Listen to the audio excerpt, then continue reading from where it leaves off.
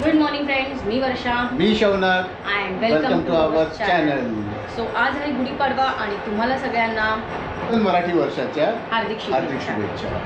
तर आता आम्ही सगळे तयार झालेलो आहोत आणि आता वेळ आलेली आहे ती गुढी उभारायची. आणि तुम्हाला जर मागे आवाज येत असेल तर आमच्या कॉलनीमध्ये शोभायात्रा चालू आहे. सुरू झाली आहे, अजून चालू आहे. बघू वेळ मिळाला तर तेही दाखवू. पण आता आम्ही गुढी उभारायला घेतो. चला.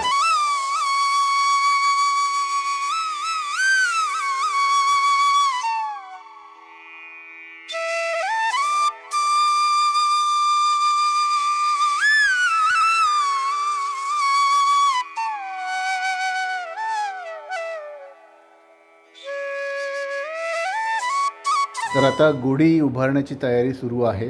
तर हे आम्ही यावेळेला एक जरा वेगळंच काहीतरी आणलं ना आपण. वर्षा, काय एक्झॅक्टली आहे हे? गुढी वस्त्र आहे, कॉटन प्लस सिल्कचं गुढी वस्त्र शिवूनच मिळालेलं आहे साडीचं. पण हे इन्स्टावरनं वगैरे आणलंय की नाही? ठाण्यामध्ये शुद्ध ओक म्हणून आहे, त्यांच्याकडनं आपण मागवलेलं आहे. आणि पाहिजे तर आपण नंबर त्यांच्या डिस्क्रिप्शनमध्ये टाकू शकतो. त्यांच्याकडे गुढी वस्त्र, चौरंग वस्त्र, देवीचं. पण हा रेफरन्स कसा मिळाला? जी येवल्यावरनं आणलेली पैठणी मी त्यांच्याकडनं नऊवारी शिवून घेतली होती. सो मला त्यांचा रेफरन्स एका ओळखीच्या थ्रूच मिळाला होता. सो ठाण्यातच आहेत त्या.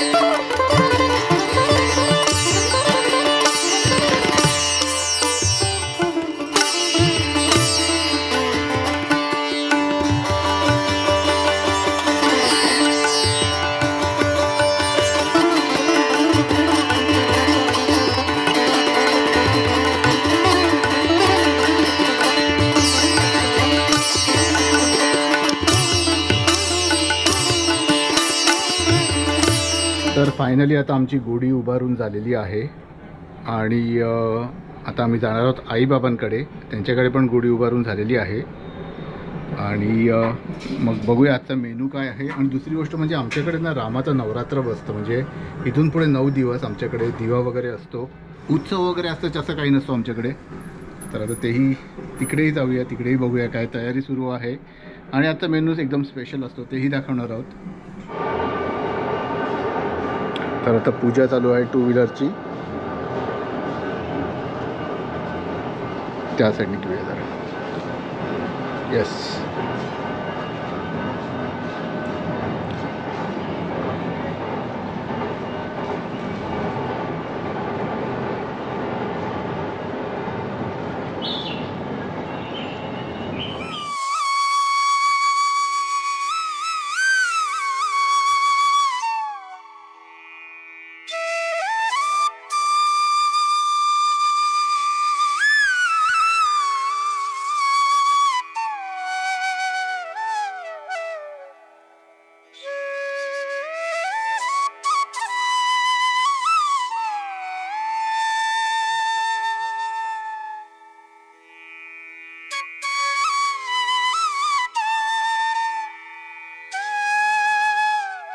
तर आता आम्ही आमच्या आईबाबांकडे आलेलो आहोत आणि इथेही आम्ही आता गुढी उभारलेली आहे.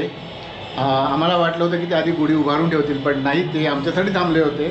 आणि त्याच्यानंतर आजपासून आमच्याकडे रामाचं नवरात्र बसलेलं आहे. पुढे 9 दिवस आम्ही पूजा वगैरे करतो आणि त्याचबरोबर एक तेलाचा दिवा असतो 9 दिवस त्या दिव्याची ज्योत जी आहे ती अजिबात विझली नाही पाहिजे, त्यामुळे खास लक्ष ठेवावं लागतं त्याच्यावर. आणि मग 9व्या दिवशी रामनवमी वगैरे असते आणि मग हा पूर्ण उत्सव जो आहे तो मग संपतो. आजचा पहिला दिवस आहे गुढीपाडव्याचा, इथून सुरू होतो. आणि आता आज जाऊन बघूया काय काय तयारी सुरू आहे जेवणाची. ऑलमोस्ट 75% तयारी झालेली आहे. आणि आजच्या जेवणात नो कांदा लसूण. मागणं तुम्हाला डिस्टर्बन्स येत असेल कारण आय डोंट नो DJ वगैरे चालू आहे काहीतरी. आणि मगाशी मस्त त्यांनी मिरवणुका वगैरे काढल्यानंतर DJ चालू आहे, त्यामुळे थोडासा मागणं डिस्टर्बन्स होत असेल. त्याच्यावर मी नंतर बोलेन. तर मग चला किचनमध्ये पहिलं जाऊया.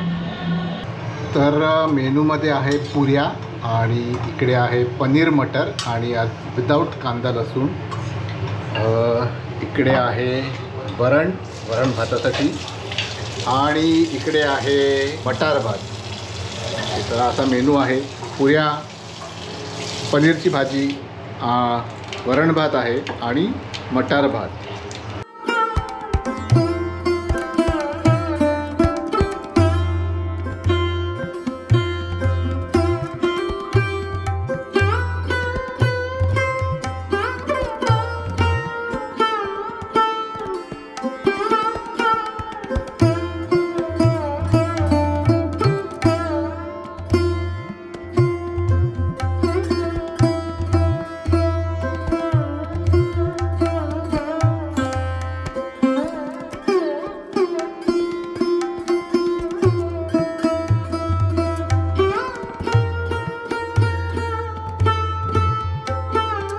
तर आता आपण पटकन बघून घेऊया की नैवेद्याच्या ताटात कसं आहे. एकदम मस्त व्यवस्थित. इकडे मटार भात आहे, वरण भात आहे, टोमॅटोची कोशिंबीर आहे, इकडे साधी चटणी आहे. त्याच्यानंतर आज इकडे कडुलिंबाची चटणी असते, शास्त्र तर ती आहे. त्याच्यानंतर इकडे श्रीखंड आहे, आमरस मागवलेला आहे आणि 2 पुऱ्या. तर हे असं एकदम आज साध्या पद्धतीचं जेवण आहे इकडे. आणि आता नैवेद्य दाखवलेलं आहे देवासमोर. तर त्याच्यानंतर आम्ही आता जेवायला बसू, व्यवस्थित पोटभर जेवू आणि मग थोडी गप्पा मारत बसू. एकंदरीत खरं सांगितलं तर गुढीपाडव्याचा सण खूप छान गेला. त्यातून शनिवार होतं त्यामुळे सुट्टी होती. आणि कसं ना, सण आपल्या पद्धतीने एन्जॉय करता येतं ना. ऑफिसला जायचं टेन्शन, ना लॉगिनचं टेन्शन. अर्ध लक्ष तिकडे आणि जे तुमचे रिलेटिव्ह सगळे इकडे बसून एन्जॉय करतायत आणि तुम्ही तिथं अर्ध लक्ष तिकडे अर्ध इकडे, असं नाही झालं. आणि असे खूप रेअर चान्सेस मिळतात असं की सणाच्या दिवशी सुट्टी आहे, म्हणजे शनिवार रविवार असे सण आलेत आणि आपल्याला एन्जॉय करता आलेत. खूप मजा आली. एक तुम्हाला सांगायचं आहे जे मला पर्सनली खटकलं की आज आमच्या कॉलेजची शोभायात्रा वगैरे झाली आणि मग त्याच्यानंतर DJ वगैरे लावले गेले. आधी ती लोकं मस्त महाराजांच्या चित्रपटावर, जी का आता छत्रपती शिवाजी महाराजांवर जे चित्रपट झाले त्याची गाणी आधी लावली होती. छान वाटत होतं ऐकायला. शिवगर्जना होत होत्या, खूप छान. त्याच्यानंतर आता छावा चित्रपट जो आला त्यातली पण गाणी लावली गेली. तर ते एकंदरीत असं एकदम फेस्टिव्ह मूड झाला होता. पण नंतर मग DJ लावून गाणी जी वाजवली गेली ती आपल्या सणांसाठी तर नक्कीच नव्हती. हां, तुमचं जर कोणाचं फंक्शन असेल, पर्सनल फंक्शन असेल, लग्न असेल, बर्थडे असेल, तेव्हा तुम्ही अशी गाणी लावतात, दॅट्स ओके. बट बघतोय रिक्षावाला, त्या गाण्याचा आणि आपल्या सणांचा काय संबंध आहे?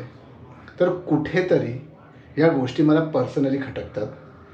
आपला सण आहे, आपण सगळे एन्जॉय करतो. राईट फ्रॉम छोट्या मुलापासून ते अगदी थोरामोरांपर्यंत आपण एन्जॉय करतो.